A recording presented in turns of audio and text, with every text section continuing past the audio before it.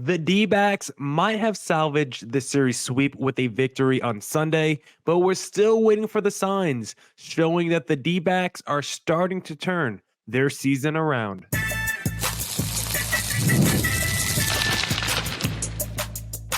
You are Locked On Diamondbacks, your daily Arizona Diamondbacks podcast, part of the Locked On Podcast Network, your team every day. Welcome into the Locked On Diamondbacks podcast, part of the Locked On Podcast Network, your team every day. You're listening to who? Always charismatic host of this podcast, Millard Thomas. I'm a multimedia journalist and I'm a graphic designer, so please go check out my website, millardthomas24.myportfolio.com. On there, you can see all my latest work, from my packages to my articles to my photos and my graphic design. This episode is brought to you by Prize Picks, the easiest and most exciting way to play daily fantasy sports. Go to prizepicks.com/LockedOnMLB and use code all lowercase LockedOnMLB for a first deposit match up to $100.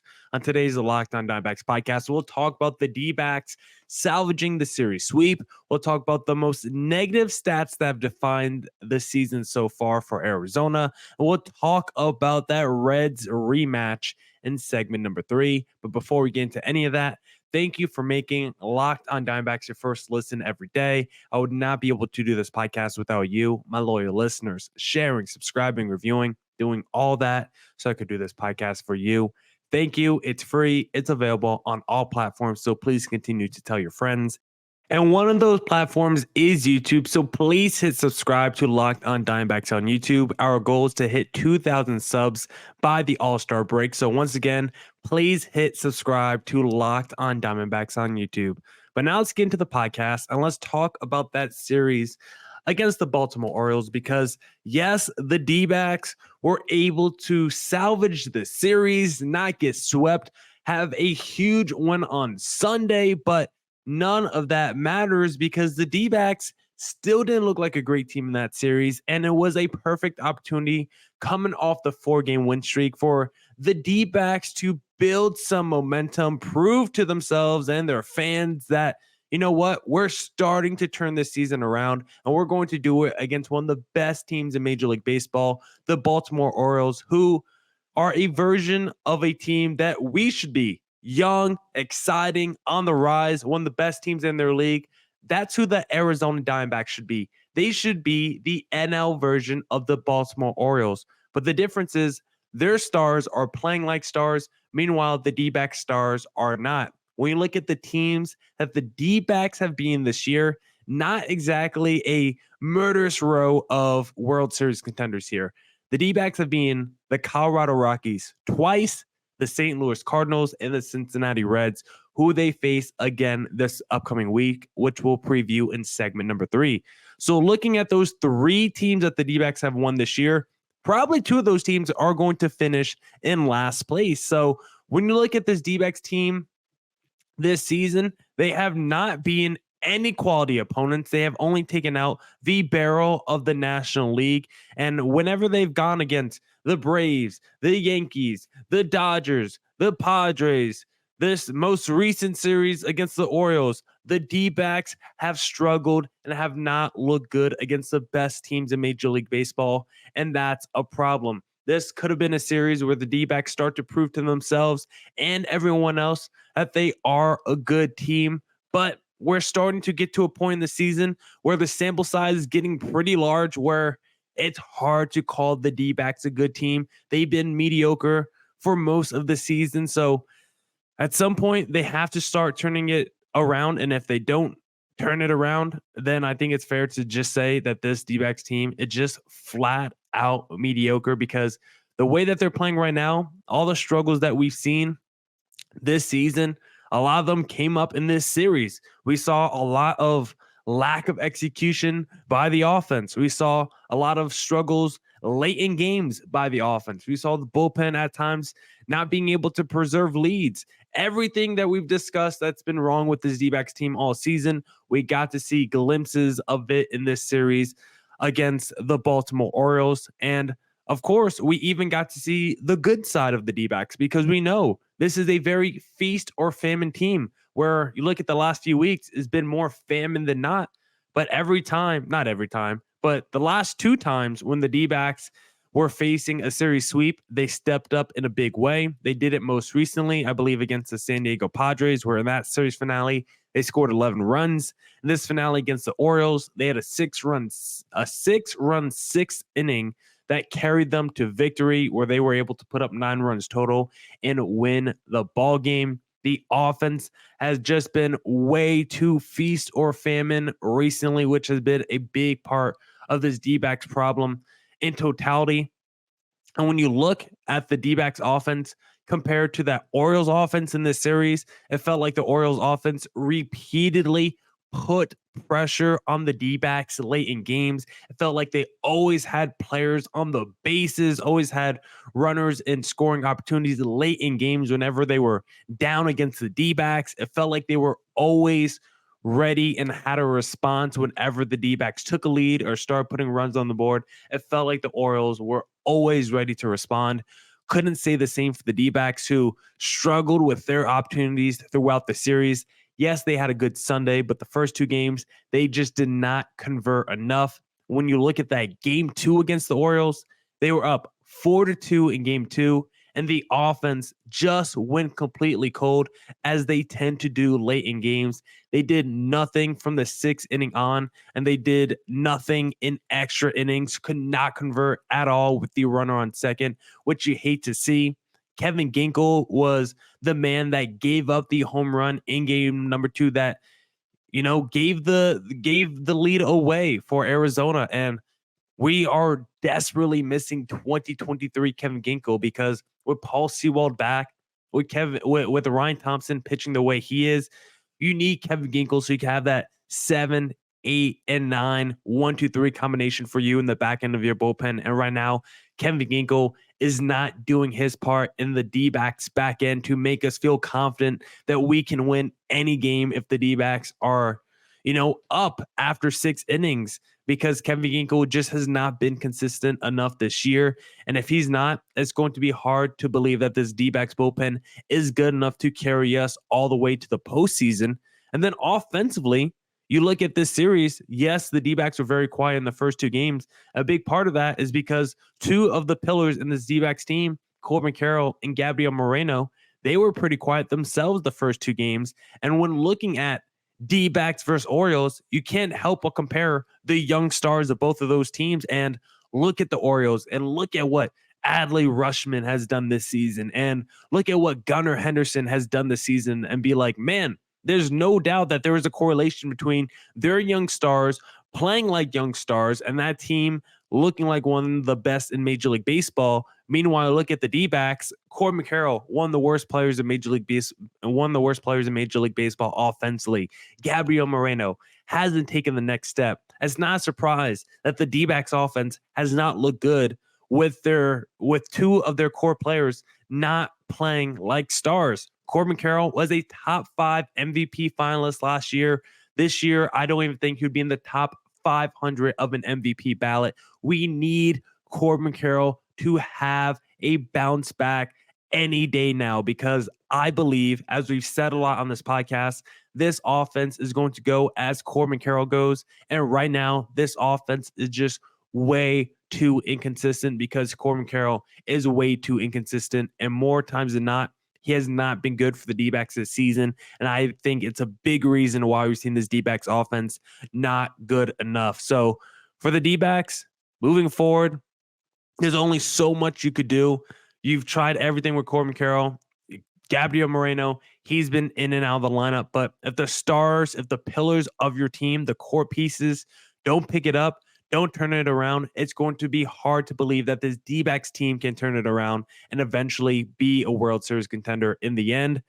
But as I always remind myself, this D-backs team, as bad as they are, just look at the standings. D-backs still within a couple games of the wild card. So all we can do is pray as this team continues to get healthy. Just tread water until the All-Star break. Hopefully the team gets healthy by then. And then all we can do is pray for a big second half from a healthy Arizona Diamondbacks squad. Now we'll talk about some negative stats that have defined the D-backs season in segment number 2. Now I want to talk to you guys about Policy Genius because Policy Genius is the country's leading online insurance marketplace. It saves you time and money so you can provide your family with a financial safety net starting today. With Policy Genius, you can find life insurance policies that start at just $292 per year for $1 million of coverage. Some options offer same day approval and avoid unnecessary medical exams. Policy Genius helps you compare your options from top companies, and their team of licensed experts is on hand to help you talk through it. Your work life insurance policy may not offer enough protection for your family's needs. Even worse, it may not come with you if you leave your job. Policy Genius gives you unbiased advice from a licensed expert support team. So check life insurance off your to-do list in no time with Policy Genius. Head to policygenius.com/lockedonmlb or click the link in the description to get your free life insurance quotes and see how much you could save. That's policygenius.com/lockedonmlb.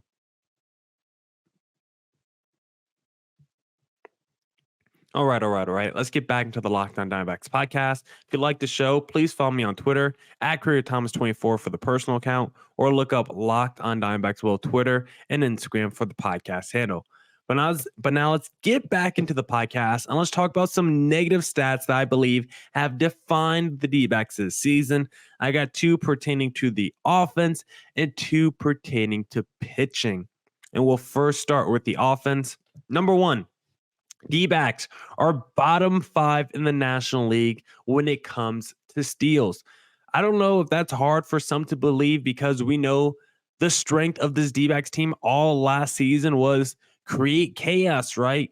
Run on the bases, steal as much as you can, use that team speed to your advantage. And right now, this D-backs team does not have that team speed. They are not creating chaos and havoc on the bases.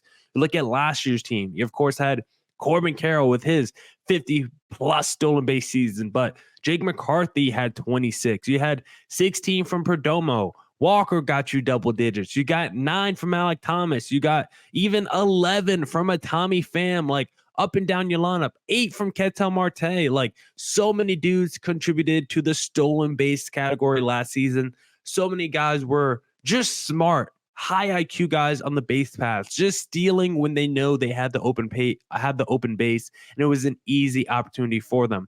But you look at it this year, Corbin Carroll has 8. Jake McCarthy is second on the team with 3. Then outside of that, there's really not a whole lot. Ketel Marte has 1. Eugenio has 1. Gurriel has 2. Jock has 1 somehow. Blaze has 1. Like, a lot of people have 1, but outside of Carroll and Jake McCarthy, there's really no one on this team that you would even expect to get a steal. Moreno has 0. Christian Walker has 0. There has just not been enough aggressiveness on the base paths, and there's also just not enough team speed. Probably Carroll can steal bases, Jake McCarthy can, but maybe we need to send Blaze Alexander a little bit more, who, when you look at the StatCast sprint speed, is actually pretty favorable on that. When a Geraldo Perdomo comes back, we can use his speed. A guy like Alec Thomas, we definitely need his speed as well. Maybe we get more aggressive with the Morenos. Christian Walker, he's a high IQ guy. There's been opportunities for him to steal bases this year. And at times, there's just been a batter that hits a foul ball or something. So Christian Walker wasn't able to get the steal. But for the most part, this D-backs team, from a speed standpoint, not the same strength that they had last year. It was a strength of this D-backs team last season. Finished top 3 in the National League in steals, was their motto all throughout the regular season and into the postseason. Chaos, right? And all that was because of their good base running. That has not been a strength of this D-backs team this season. I think it's one of the reasons why we have not seen the offense take off, is because they are not getting enough people moving on the bases, not enough hit and runs, not enough guys in scoring position. And I think a lack of team speed has led to a lower ceiling of the offense this season. The second defining stat I want to talk about from the offense this year is that the D-backs are the second worst team in terms of average and OPS when the game is considered late and close. This is something that we've talked about a lot, right? This D-backs team, when it's 7th inning or later, and the game is within 1 run, this D-backs team is not good at all, and the stats bear it out. When this D-backs team is in late and close situations offensively, they do absolutely nothing. And there's just been too many times that we've seen this season where sixth inning on, seventh inning on, the D-backs might be able to get run scoring opportunities, but how many times do they actually convert those opportunities? It feels like nearly ever, right? It feels like they never convert those opportunities when it's late clutch game situations. It's a big reason why, if you follow me on Twitter, feels like I tweet out every time there's a late game clutch situation where the team actually comes through, because so many times this D-backs team just does not come through in those situations where you need to maybe just add one run to your lead just to pad it a little bit, give yourself a little bit of insurance, or maybe you're down one run and there's two men on, but the D-backs just do not convert in those situations. The D-backs offense has been so frustrating this season because in terms of a ceiling, there may not be, outside the Dodgers, you could say the D-backs have the highest ceiling of any team in Major League Baseball, because look at how many times they've scored 9 runs or more. Look how many times they've scored 11 runs or more this season. They've done it a bunch already, and not a lot of other teams can say that. But there's also so many lulls in this offense, especially late in games. This D-backs team does not feel like they clutch it out. How many times have we seen the D-backs go up early, score a bunch of runs in the first 3 innings, and then still lose that game because the offense sits on their hands the rest of it? So late D-backs offense in late and close game situations has been awful this year, and the numbers tell you second worst team in average and OPS when the game is considered late and close. The third defining stat from the D-backs this season from a pitching standpoint now, this D-backs team bottom 5 in bullpen ERA in the National League. Coming to this season, I thought this bullpen was at least going to be league average. I did not think it was going to be elite, but coming off the postseason that they had, I thought this D-backs team finally found themselves a little bit of an identity when it comes to the bullpen. And yes, Paul Sewald going down early in the season does not help, but for the most part, I don't think this D-backs bullpen has had an identity. Ryan Thompson has been elite, but outside of him, it's been a lot of inconsistencies. Kevin Ginkel has been good at times, but at some times he's blown games. Joe Mantiply has been good at times. There's also a bunch of times where he's Joe Multiply. There's also been games where you can go Thompson, Ginkel, Sewald to close it, or some combination of your best 3 relievers to close it. And then Torey Lovullo does something weird where he's like, you know what? Let me try out Scott McGough in this situation over Ryan Thompson, or, reliever X over going with my 3 best relievers to potentially win a ball game. I think this bullpen has been so up and down. There's so many relievers in this pen that you can't trust. I don't always trust the decision-making of Torey Lovullo of who to choose, because at times it's like, don't care about the platoon splits, Torey. Just go with the righty in this situation against the lefty batter, because the righty pitcher in the pen is probably way better than the lefty they want to pull out the pen. So when I look at this D-backs bullpen, potentially there should be no lefties in the pen, because I think all the D-backs best relievers are righties. If you want to have one lefty and like a Joe Mantiply, I think that's fine, but this bullpen needs an overhaul. It is not consistent enough. It is not good enough. Does not get enough strikeouts either. I don't have any trust in this bullpen. I like Ryan Thompson. I still like Kevin Ginkel. I like Paul Sewald. I think Justin Martinez is very interesting as well. I think the bullpen can get more interesting if eventually you have to move a Slade into the bullpen, and if you have like a Bryce Jarvis in there too. I think there's a path to this D-backs bullpen being viable and being league average, but it would need an overhaul of dudes being called up from the minor leagues, guys getting DFA'd or optioned like we just did with Scott McGough. Don't bring back a Miguel Castro. Maybe get like a Logan Allen out of there, something like that. Like, I don't know how much longer he has on his leash either. This D-backs bullpen just has been so inconsistent at times, and the D-backs and Mike Hazen might need to make some moves to acquire some more pieces in that bullpen like they just did with a Matt Bowen. So hopefully Mike Hazen has been making some calls because that D-backs bullpen needs an overhaul if the D-backs want to have any sort of a playoff bullpen. The current one that they're throwing out there is not good enough once we get to October. Then the final defining stat that I want to talk about from this D-backs team so far this season from a pitching standpoint is the fact that this D-backs pitching staff has the worst exit velocity allowed in the National League. What does that mean? Basically, batters are getting way more hard contact against this D-backs pitching staff than any other pitching staff in Major League Baseball. And that just can't happen. D-backs pitchers are giving up way too much hard contact, way too many loud outs, and it leads to a lot of extra base hits when you give up a lot of hard contact. 89.3 mile per hour exit velocity for opposing batters against this D-backs pitching staff. Those are basically all-star exit velocity numbers. And so for opposing batters, they're hitting the ball like they're prime Mike Trout when they come up to the plate against his D-backs pitching staff when you look at the exit velocity and hard contact stats, and you just can't have that happen. Opposing batters are hitting missiles and rockets against the D-backs, which makes it harder on your defense when they're getting line drives in the infield, when they're tracking down long fly balls in the outfield.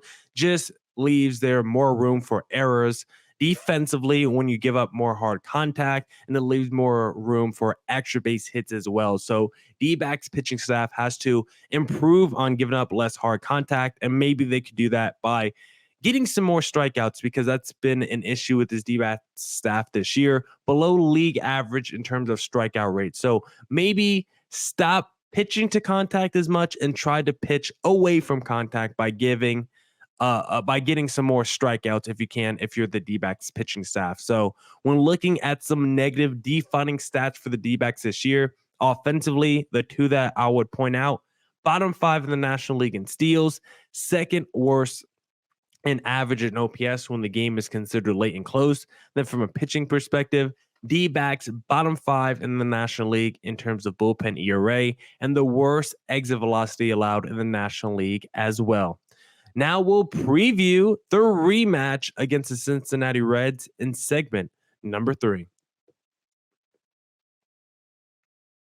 Now I want to talk to you guys about my favorite daily fantasy sports app called Prize Picks, because spring training is over and baseball season is officially underway.